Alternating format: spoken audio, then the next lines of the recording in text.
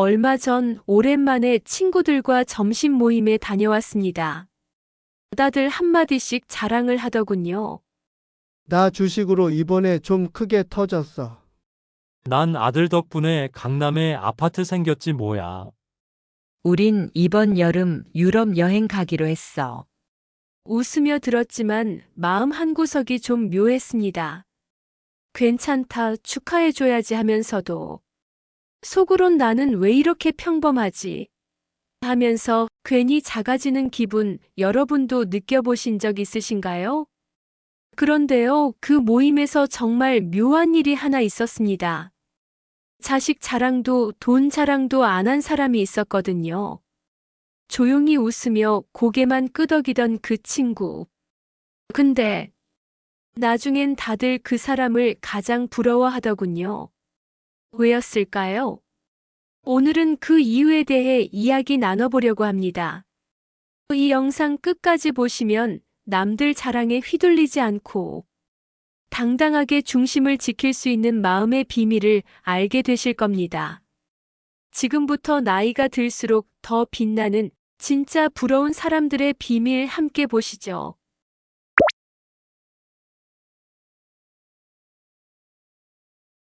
서울 근교 작은 마을에 사는 68세 박종대 씨.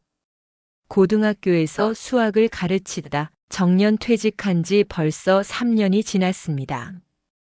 퇴직 첫 해엔 매일 아침 커피를 내리고 책을 읽고 산책을 다녔습니다. 처음엔 여유롭고 좋았죠. 하지만 시간이 지날수록 자꾸만 마음이 공허해졌습니다. 은퇴하면 다 끝일 줄 알았어요. 시간은 많은데 막상 할 일이 없고 아침에 눈 뜰 이유가 없다는 게 이렇게 허전할 줄은 몰랐어요.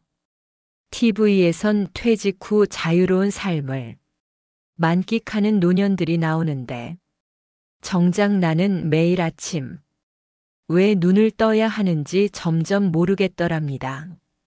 그렇게 몇 달을 보내던 어느 날 동네 마을버스에서 승객에게 친절하게 인사하며 일하는 한 기사님의 모습이 눈에 들어왔습니다. 그날 밤 종대 씨는 조용히 아내에게 말했대요. 나 다시 일해볼까 해. 하루에 몇 시간이라도. 처음엔 아내도 걱정했죠. 다리가 성하지도 않잖아. 사고라도 나면 어쩌려고. 하지만 종대 씨는 포기하지 않았습니다. 2달간 버스 기사 교육을 받고 시에서 운영하는 마을버스에 정식 채용됐습니다. 주 3일 하루 6시간씩. 월급은 많지 않았지만 종대 씨는 처음 받은 급여를 고이 봉투에 담아 아내에게 내밀었습니다. 여보, 이걸로 당신 좋아하는 꽃 사자. 거실 화분 다시 채워야지. 아내는 말없이 웃으며 그 손을 잡았습니다. 처음엔 어색해하던 동네 아이들도 이젠 버스만 타면 종대 아저씨 하며 손을 흔듭니다. 그렇게 종대 씨는 매일 아침 똑같은 길을 달립니다. 누군가에겐 그저 시시한 출퇴근이지만 그에겐 존재감을 확인하는 길입니다. 어느 날 모임에서 누군가 물었습니다. 아니, 종대야. 넌 연금도 괜찮게 나올 텐데. 왜 굳이 또 일하니? 종대 씨는 피식 웃으며 대답했죠. 하루가 훨씬 빨리 가. 그리고 집에 돌아올 때 마음이 참 뿌듯해. 그래서 하는 거야. 돈이 필요해서가 아니라 내가 여전히 쓸모 있는 사람이라는 걸 느끼고 싶어서. 오늘도 누군가를 도왔구나 싶어서. 그 순간 아무 말도 못하고 고개를 끄덕이던 친구들. 그 말이 참 마음에 박혔습니다.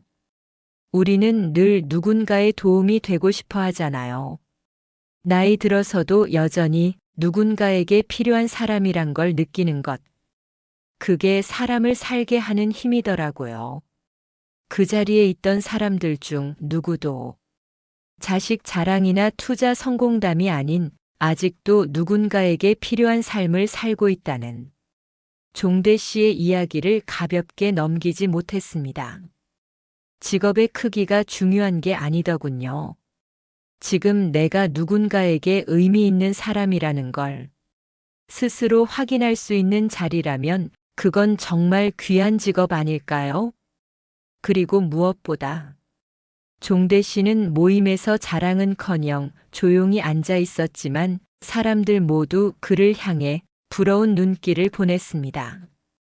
나도 저렇게 멋지게 나이 들고 싶다. 가장 큰 부러움은 남들이 모르게 자기 몫의 삶을 조용히 잘 살아가는 사람에게 갑니다. 나이 들어 일하는 건 단순히 생계 때문만이 아닐 수 있습니다. 쓸모 있는 나를 다시 발견하는 일, 그리고 그걸 통해 마음속 존엄과 기쁨을 되찾는 일, 은퇴 후에도 여전히 사회의 일원으로 누군가의 하루를 밝히는 사람. 그런 사람은 어떤 자랑보다 더 빛나죠. 오늘도 내가 할 일이 있다는 것.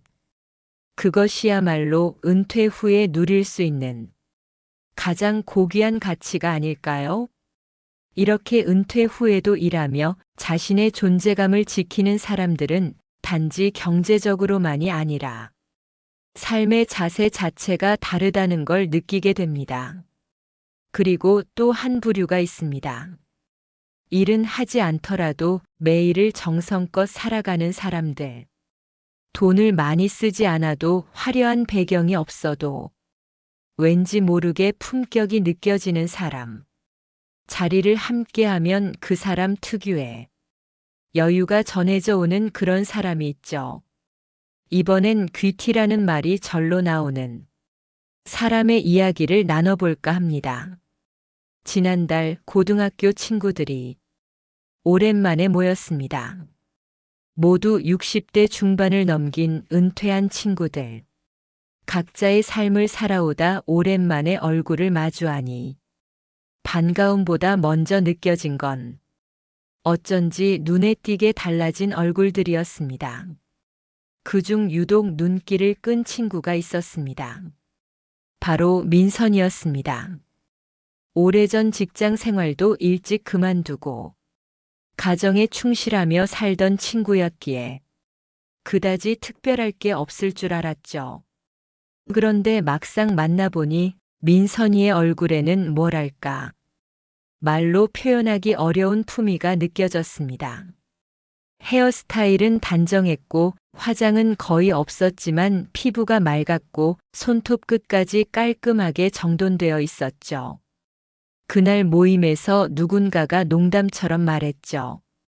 야, 민선아, 너 요즘 도대체 무슨 명품 바르냐? 얼굴에서 빛이 나는데? 민선이는 껄껄 웃으며 말했습니다. 명품? 그런 거 안 써. 매일 물 많이 마시고 집에서 요가 1시간씩 하는 게 다야. 그 대답에 다들 웃었지만 사실 속으로는 조금 찔렸습니다. 나이는 똑같이 먹었는데 어쩌면 이렇게 차이가 날까?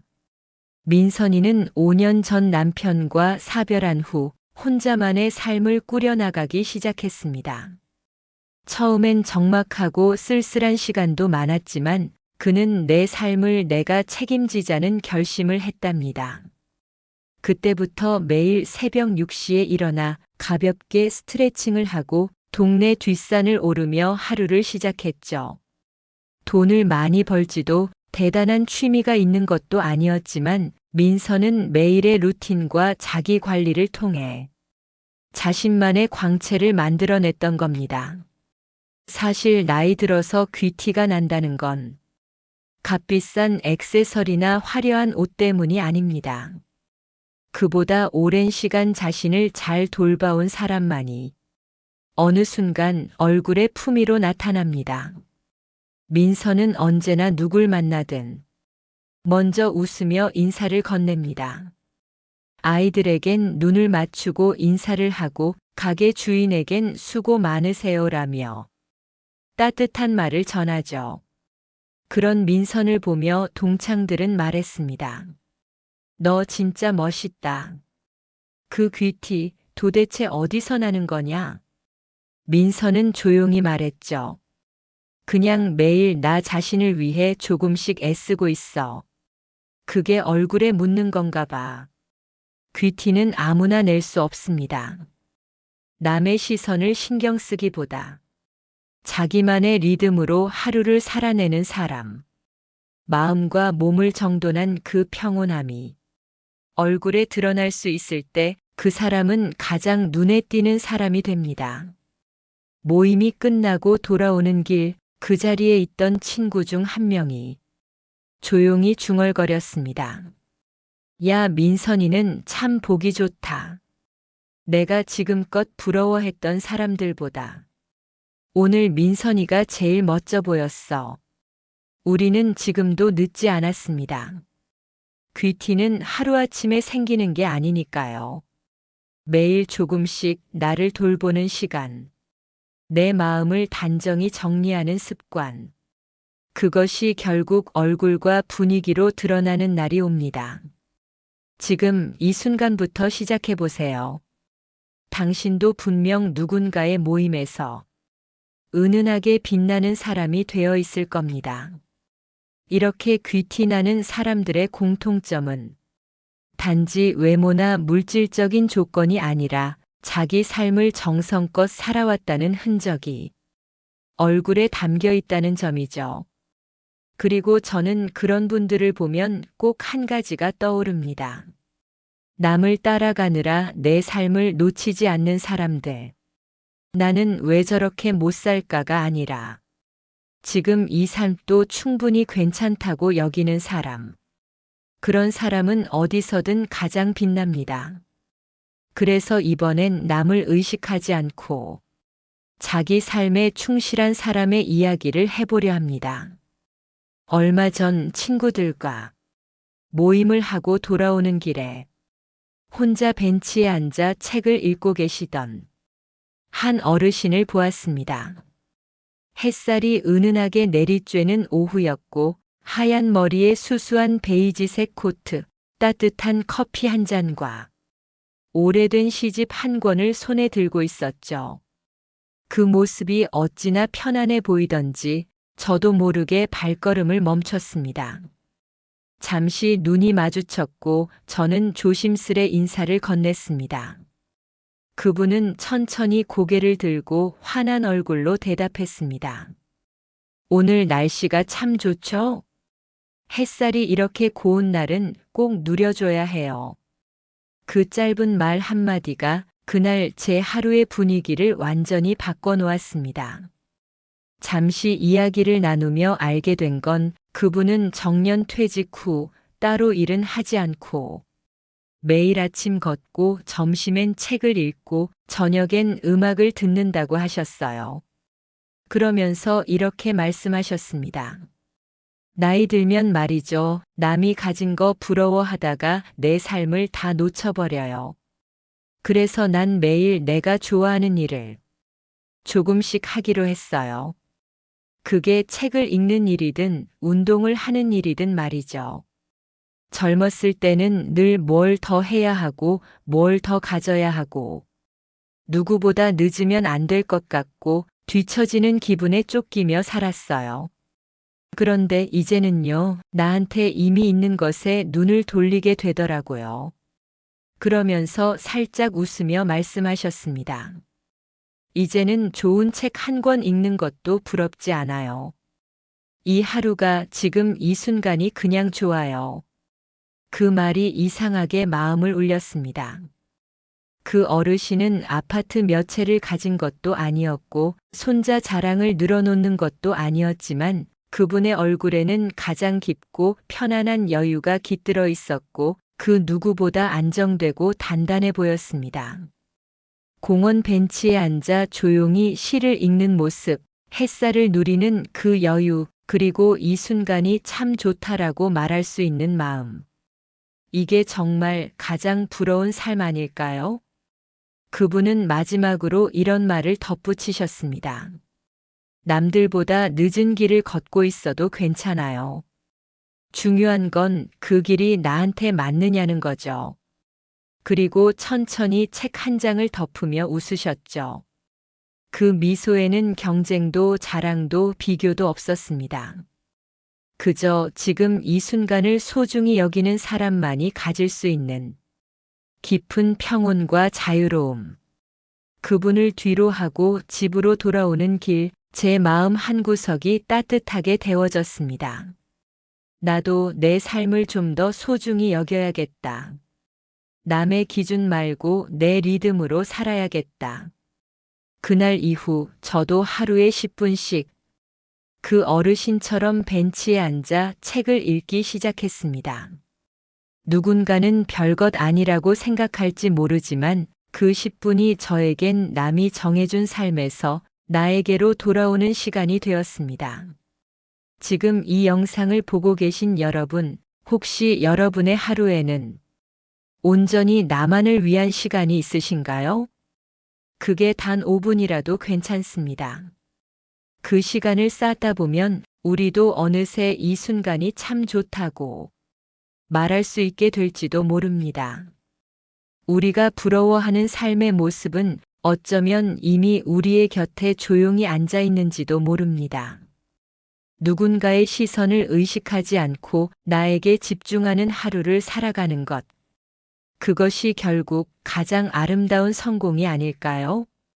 오늘 영상은 어쩌면 남 얘기처럼 시작했지만 끝날 즈음엔 내 얘기 같았다고 느끼셨을지 모르겠습니다. 사람들이 부러워하는 건 결국 많이 가진 사람보다 자신의 삶에 만족하며 살아가는 사람입니다.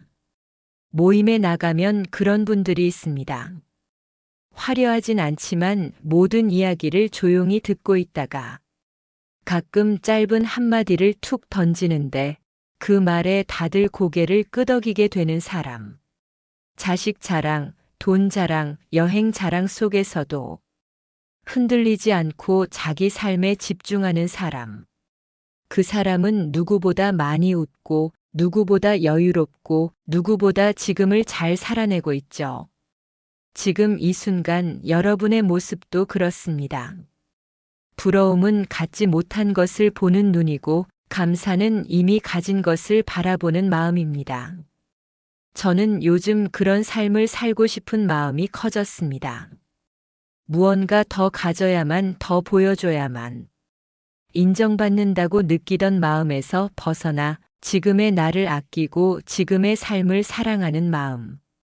지금 내 삶 안에 있는 감사한 것 하나, 그게 결국 가장 큰 부러움의 대상이 되는 길이라는 걸 조용히 그러나 분명히 느끼게 됐습니다. 오늘 그걸 떠올리며 따뜻한 하루 되시길 바랍니다. 영상 끝까지 함께 해주셔서 감사합니다. 오늘 영상이 마음에 닿았다면 구독과 좋아요를 눌러주세요. 그리고 지금 생각나는 분에게 영상을 공유해주세요. 다음 영상에서는 더 따뜻하고 깊은 이야기로 돌아오겠습니다. 감사합니다.